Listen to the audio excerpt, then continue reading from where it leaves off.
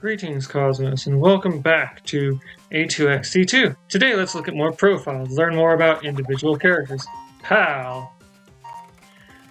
Demo's pet dog. Subject is perfectly adorable and as such no further investigation about his origins or identity is necessary. The artist. The mysterious creator of Demo, Iris, and their siblings. Subject used brainwashing to keep his creations under his control, and after Demo and Iris broke free, he sent the siblings out to retrieve them. The artist's true identity is unknown. Even the siblings, who took orders directly from him while under his control, could not recall his voice and appearance when questioned. When pressed further, they gave conflicting descriptions of some kind of burger or sandwich, perhaps a deliberate feature of the mind control to prevent them from revealing him in the event that it failed. Subject's ultimate goals are also uncertain, but he has been acknowledged as pretty evil by his creations while brainwashed. As such, he is considered a person of interest, and any new information about his whereabouts or true identity should be brought to upper management's attention ASAP. Yeah, I guess I'll stop at Tam. Head of the port's PR department and esteemed colleague of this researcher. Subject's distinctive wind-up gear makes for good icebreaker parties. Absolutely no relation whatsoever to Tom, thankfully. So, the funny thing about this is, while I am not a fan of all these words while I'm doing a Let's Play, if I were just playing on my own, I would absolutely head over and, oh goodness, we're going to a town today. Yeah, I would absolutely spend a ton of time poring over that information, taking notes, trying to figure out what it means. But when I'm recording, I want to play the game. Possible rapid color changes. So this is the town, Myre. Oh, okay. Exit left. I neglected to read the sign.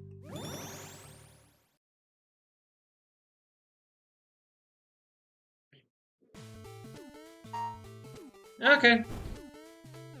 Welcome to Myre. Maybe I shouldn't have Oh, okay.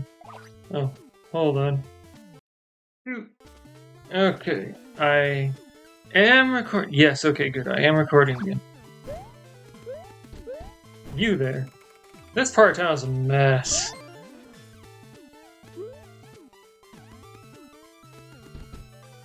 Okay, so Iris, what do you have to say? Claustrophobic. Alright.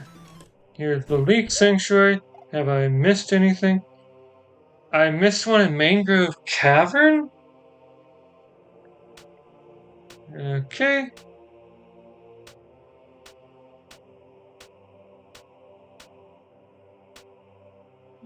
Interesting. So I missed a leak in Mangrove Cavern. Oh, nice! And those coins are in the shape of a leak. Yeah, it was taking me a while to figure out what was up with that.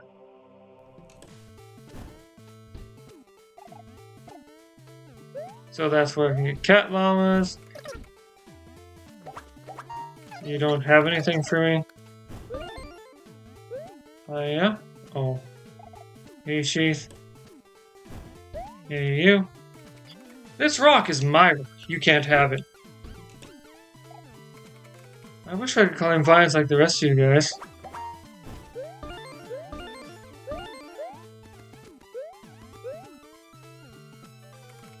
I wish going above ground wasn't verboten.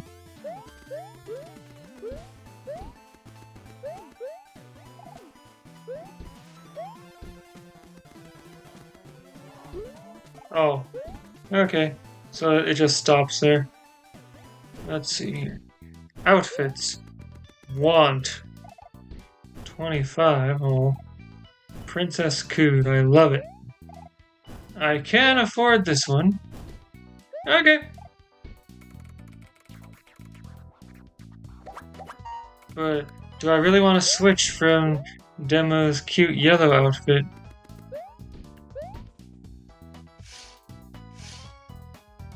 Bobble hat? 8-bit. Should not have bought all those, I like super dig this entire place. Okay, I was saying a thing and I don't remember what it was. It takes ingenuity to make a hole this large in the earth and not have anything fall on anyone. It does.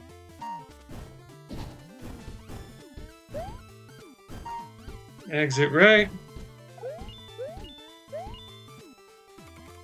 We've got to make food somehow. Oh, hey, dog. So this is what the kids are calling an alternative egress. Apparently these days it's all the rage to mark your hidden secrets with a green dot. We're having to a good old-fashioned X. Oh, nice. That was in the first tutorial level of Sniff, sniff, the previous sniff, one. Sniff. Who let their dog loose? You. Sniff, sniff, sniff, sniff. Wow. Whoop. What do you do? Oh, nice. Thanks, dog.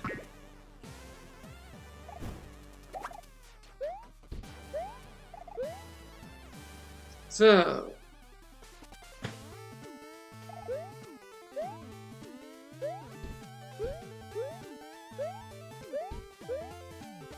I guess I go up here. Thanks to dog. You're approaching a part of town we haven't fully figured out yet.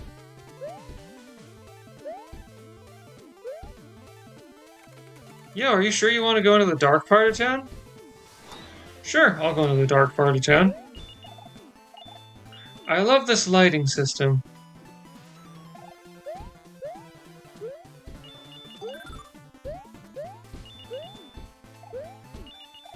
The dark part of town.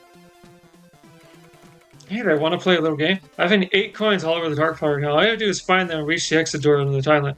Costs 5.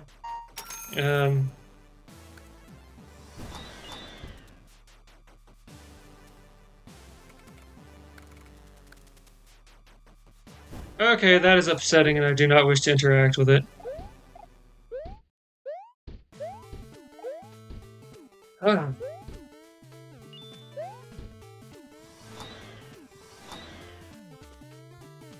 My ROW coins are precious because I am bad at collecting them.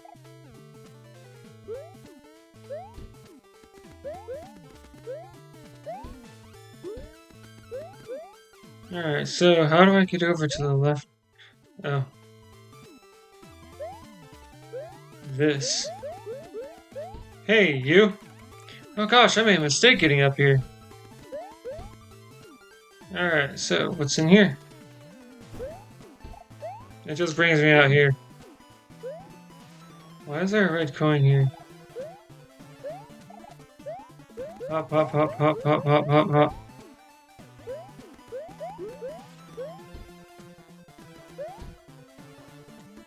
Oh, I guess that's what the arrow by that door is supposed to indicate. That just takes you downward. Oh. I mean, sure, having another card is nice and all, but, now I'm gonna go back to Mangrove Cavern because I think that's everything in town because I'm not going to visit the shops I don't intend to buy things from because those were all the same. Anyway. Okay, so. Somewhere in here is a leak. And here I thought I'd gotten all the secretness out of here.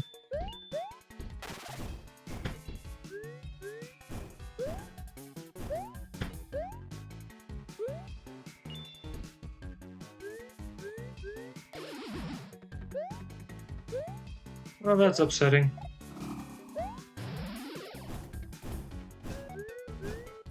Have I fully explored this bit? I mean, there's a Vrow coin. There's a fish. Alright. So today I had a big rant about the Yu-Gi-Oh! Trading card game that I wanted to go on about. And I'm not sure if it applies anymore, but back in the day, it felt like they were kind of careless with their card design. Like, I haven't played it in years. But, like, back in the day, they would make cards or archetypes, and they wouldn't be properly supported. Like, they would just need 1 or 2 cards to make them good. Right? But they would...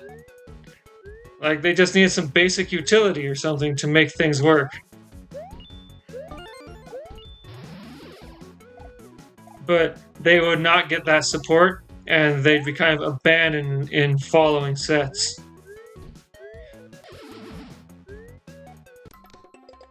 Like, one card type that I like to think about this with is ritual monsters. Oh.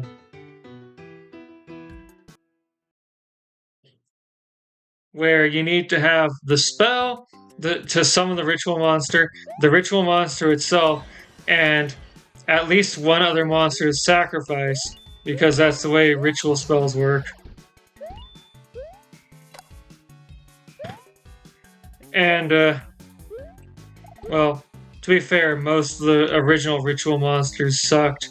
Like, each monster would have one specific spell to go with it. That spell would go with one specific monster. And those cards were dead in your hand until you had both the monster, the spell, and something to sacrifice. To be fair, they did make an effort to alleviate that a bit. Hold on. By including cards to fetch ritual monsters and spells from your deck.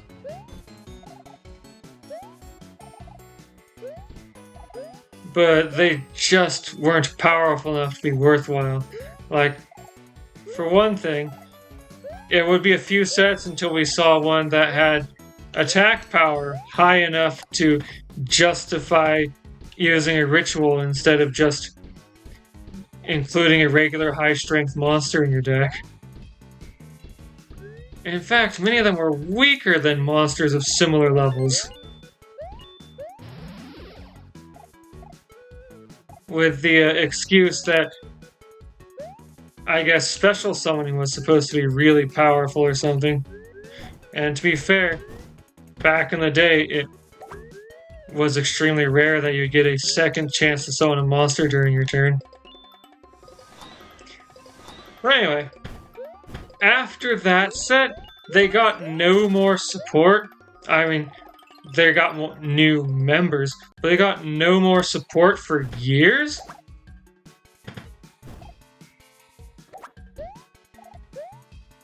Even though they absolutely were not worthwhile. They got new members that were slightly worthwhile.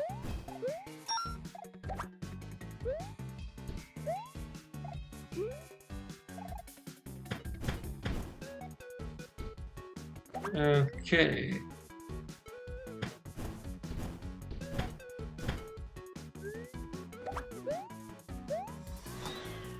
But, yeah, they were absolute... Okay, looks like there's no secret on this path to get the, leak. I'll have to look elsewhere. Anyway, what was I saying? Oh, yeah. Eventually, they released... What? Advanced Ritual Art? Advanced Ritual Technique? I forget what the English version of the card was called. Like, one of those was what was called in English, and one is the English translation of the Japanese name. And I do not recall which is which. But either way, that released, along with one other support card. Like, I mentioned earlier that there were cards that would let you grab either the ritual monster or the ritual spell, depending on which card it was that was doing the grabbing. Well, they eventually released a card that would let you grab either one as you see fit, rather than the cards that had been released before, which where this card specifically grabs a spell, or this card specifically grabs a monster.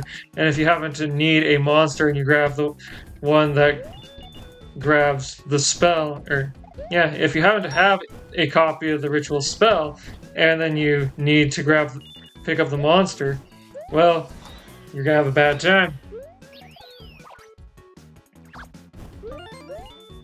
Anyway, years later, like 2 or 3 years later, they released the card that lets you grab either one as you see fit. And that was a huge improvement. Ow. I do not like those.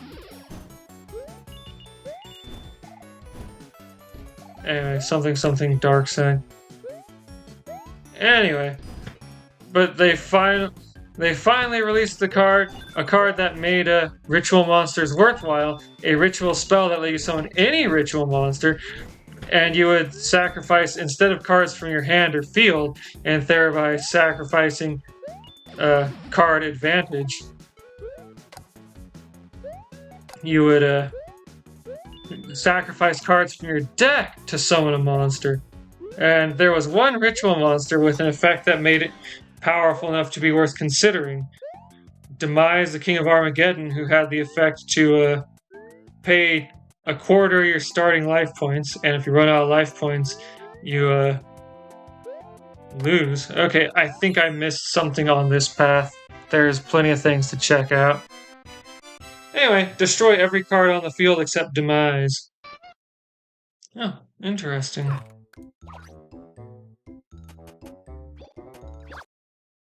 Don't want to sit through that again. Anyway, the issue with ritual monsters. The big issue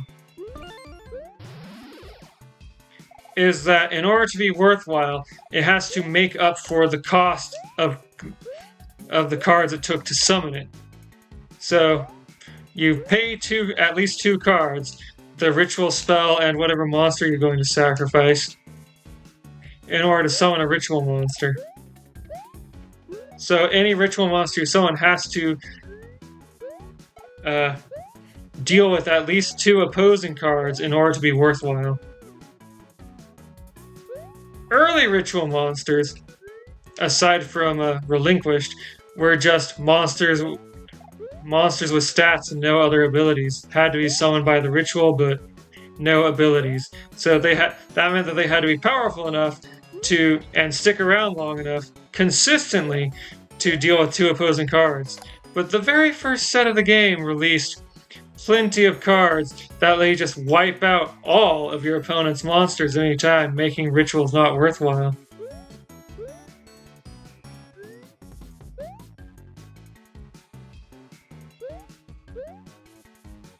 Whee!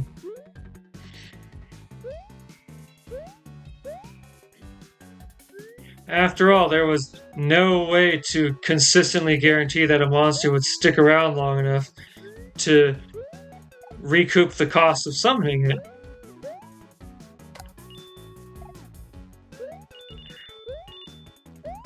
Yeah, those spinning platforms definitely spend too much time spinning and not enough time not spinning. And the fact that the one on the left loaded in first means that hold on.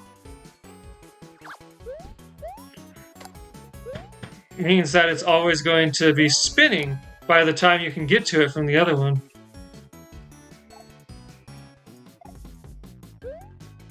Question. Is there something down here that makes... Is there something down here? Okay, there's water down... Really? Okay. I was not expecting that. I was expecting this to be a bottomless abyss.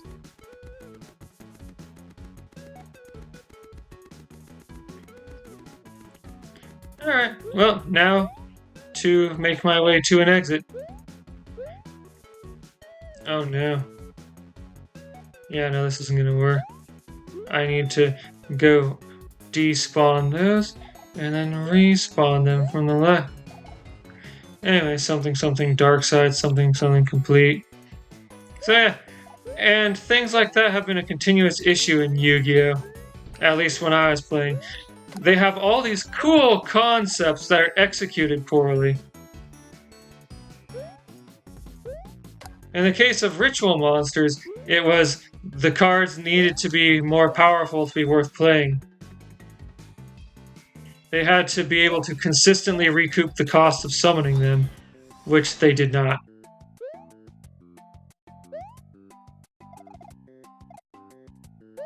And so when you got a group of cards that had all the support that they needed to function well, it became all that anybody played because it was just better than anything else.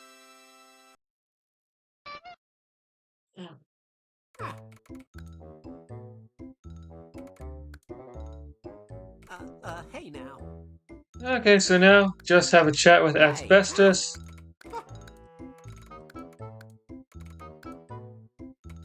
And then head into the mountain. Golly. Golly.